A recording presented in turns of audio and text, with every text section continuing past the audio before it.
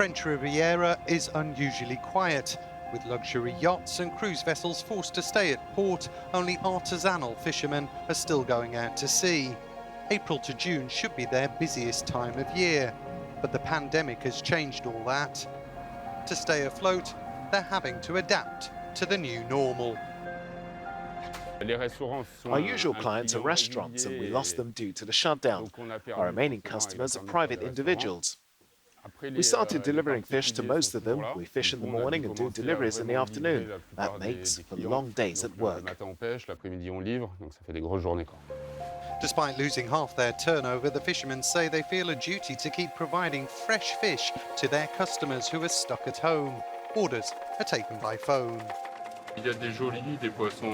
I have some nice ones weighing around 700 grams, maybe a kilo, and I have some smaller stuff too. With delivery included, the working day can last anywhere from 4 a.m. to 9 p.m, but the fishermen know they are fortunate to still be working. In some parts of the Mediterranean and the Black Sea, more than 90% of small fishing vessels have been forced to stop operating because of the pandemic.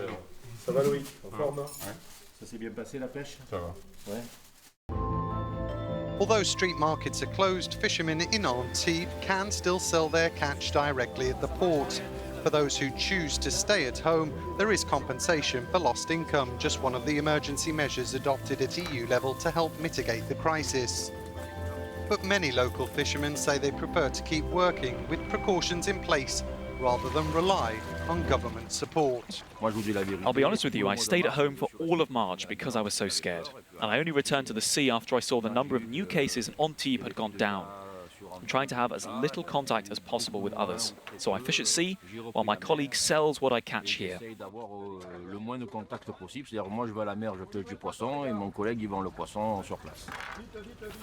Subsidies were handed out for those who had no turnover in March. I applied and got it. But when the subsidy was renewed in April, I didn't apply because I'm earning something, even if I'm not making what I usually do. We need to respect those who are making nothing at all. Here in Antibes and elsewhere along the coastline of Europe, many fishermen are trying their best to keep working. But with fish markets and seafood restaurants shut down, supply chains broken, and many large vessels staying in port, thousands of jobs are at risk. What is the European Union doing to keep the sector afloat? From Brussels, we are joined by European Commissioner for Environment, Oceans and Fisheries, Virginijus Sinkevičius. Commissioner, thank you for being with us. Thank you for having me. Tell us, what's the overall situation in Europe? How badly did this crisis hit our fisheries and aquaculture? It is still hard to draw the final conclusions. Nevertheless, we can say that the fisheries and aquaculture sector has been hit hard already. The demand for the fresh fish dropped dramatically. So for us, it's very important to help the sector. So when the market returns back to normal, sector as well could return to normal pace. What are the main measures taken by the EU so far? First of all, of course, it's the temporary cessation of activities. As the market of fresh fish went down dramatically, it's clear that some of the vessels, they cannot continue their activities. That's why fishermen and women are forced to stay at ports. Commission is going to fund 75% of temporary cessation activities. Secondly, there is still fishing vessels who are out there fishing. Aquaculture farmers, they are basically left with their production, so they need to put their fish somewhere. And storage aid is the second help, which helps them basically to wait this period for a better time with their catch and then sell when the market returns. Thirdly, the state aid was increased up to 120,000, where countries, member states can react very quickly, very proactively, and help fishermen and aquaculture farmers with the direct funding to them. Many farms are having to sell or freeze their fish once they reach commercial size. This company near Cannes has the capacity to grow 750 tons of sea bass and sea bream.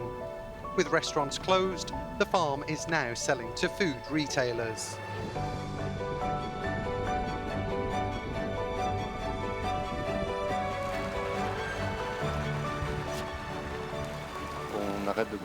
We've stopped growing stock until the markets that we're interested in come back. So farm output has decreased slightly to make sure the fish density inside the cages doesn't exceed the limits we must maintain. At the same time, there's a clear economic impact. Decreasing productivity costs money. We can maintain our stock, but we can't retain it indefinitely. Like the rest of the supply chain, fish processing factories have been badly hit by the collapse in demand. Serving mainly local restaurants and eateries, this factory has lost 80% of its turnover. Come June, the management fear it will lose government support, enabling it to place staff on partial unemployment benefits. Our employees are furloughed 80% of the time. Only 5 to 6 people come in a day, depending on the work we have. Some of the days they may come in for 2 or 3 hours, other days they're not coming in at all. And I think that even after the recovery, we will still be impacted. We'll have lost around half of our turnover. Sourced from the farm near Cannes, the fish are processed here as part of a local initiative. The project was financed through the EU's European Maritime and Fisheries Fund. The fish are delivered to seafood restaurants that are still closed to the public, like this one run by chef Stéphane Mizeau. His dish of the day, or plat du jour, sea bream in cream sauce with Asian spices, fish skin chips and almonds, will be sent to medical staff at a local hospital. That's 100 meals, 100 people who will eat as if they ate in my restaurant, but at the hospital where they work. We cook this fish twice, filleted and rolled in the form of a rose, baked in the oven with olive oil and white wine. And voila, this is what's for dinner.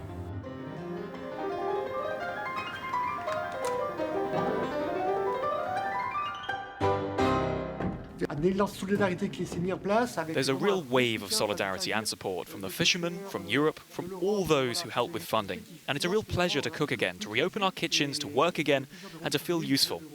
That is important.